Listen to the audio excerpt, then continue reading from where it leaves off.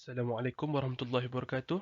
Nama saya Muhammad Amin Azmi bin Nordin, bernama matriks A186230. Pada hari ini, saya akan membentangkan video tugasan terakhir berkenaan siklon tropika. Baik, pengenalan. Hurricane, siklon dan taufan merupakan bentuk-bentuk ribut tropika. Siklon tropika adalah ribut ganas yang berputar dan berdiameter beberapa ratus kilometer yang terbentuk di perairan tropika.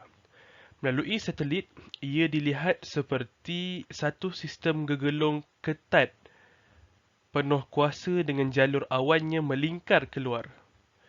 Secara kebiasaannya, siklon tropika terhasil dari cuaca bertekanan rendah yang berkembang di perairan laut yang panas di antara garis lintang 30 darjah utara dan 30 darjah selatan. Terma yang digunakan adalah hurricane di Atlantik Utara, Kepulauan Caribbean, Teluk Meksiko, Timur Lautan Pasifik Utara dan pantai barat Meksiko.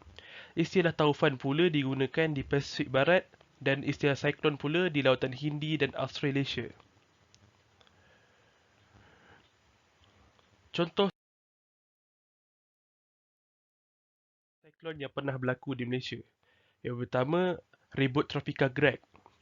Melanda Sabah pada 1996, kerugian harta benda sebanyak 280 juta US dollar mengakibatkan 238 nyawa terkorban dan 102 orang dilaporkan hilang.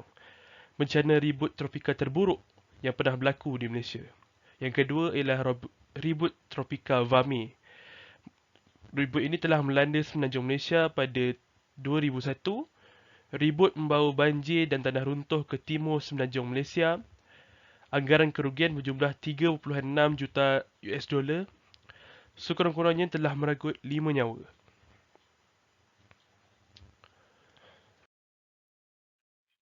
Langkah-langkah yang perlu diambil ketika menghadapi siklon tropika. Semasa siklon menghampiri, periksa keselamatan harta benda, pastikan kit pertolongan cemas lengkap, mengikat setiap barangan yang longgar, isi tangki kenderaan dan pastikan bekalan makanan dan air bersih adalah mencukupi. Matikan bekalan gas dan elektrik, cakna dengan berita dan informasi semasa, khususnya disampaikan secara rasmi oleh kerajaan. Kedua, semasa siklon membadai, pertama, kekal dalam bangunan dan berlindung di tempat yang selamat. Sekiranya berlaku runtuhan, berlindung di bawah perabot yang kukuh seperti di bawah meja makan.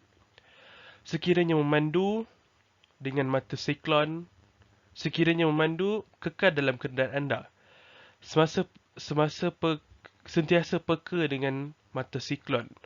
Angin yang mula reda bukanlah petanda siklon sudah berakhir.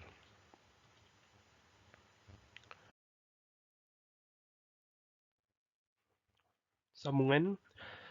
Selepas siklon melanda, jangan keluar dari tempat perteduhan sehingga diberitahu secara rasmi. Periksa kebocoran gas, khususnya gas memasak di dapur. Jangan gunakan barangan elektrik sekiranya terdapat kebocoran gas.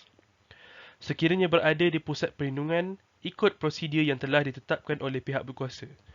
Sentiasa berhati-hati dengan kerosakan yang berlaku dan elakkan untuk mendekati tiang elektrik dan jambatan untuk tujuan keselamatan dan langkah berjaga-jaga. Elakkan dari bermain air banjir.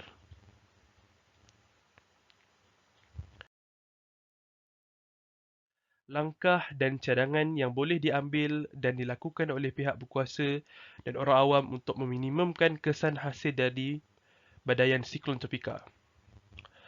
Kesimpulannya, siklon tropika ini merupakan suatu bencana alam yang tidak dapat dielakkan kerana ia di luar dari kekuasaan manusia.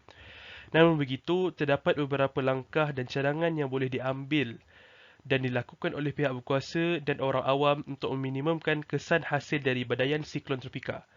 Antara cadangannya ialah mewajibkan setiap ahli masyarakat untuk menjalani latihan menghadapi bencana dengan kerjasama pihak berkuasa tempatan dan agensi kerajaan dan swasta yang berkaitan.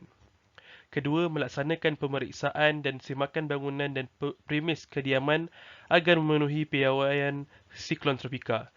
Dan terakhir, pihak berkuasa tempatan dan agensi yang terlibat dengan pengurusan bencana hendaklah mewujudkan lebih banyak stesen pemantauan bagi mendapatkan amaran awal sekiranya terjadi siklon tropika. Sekian itu sahaja dari saya. Sekian, terima kasih.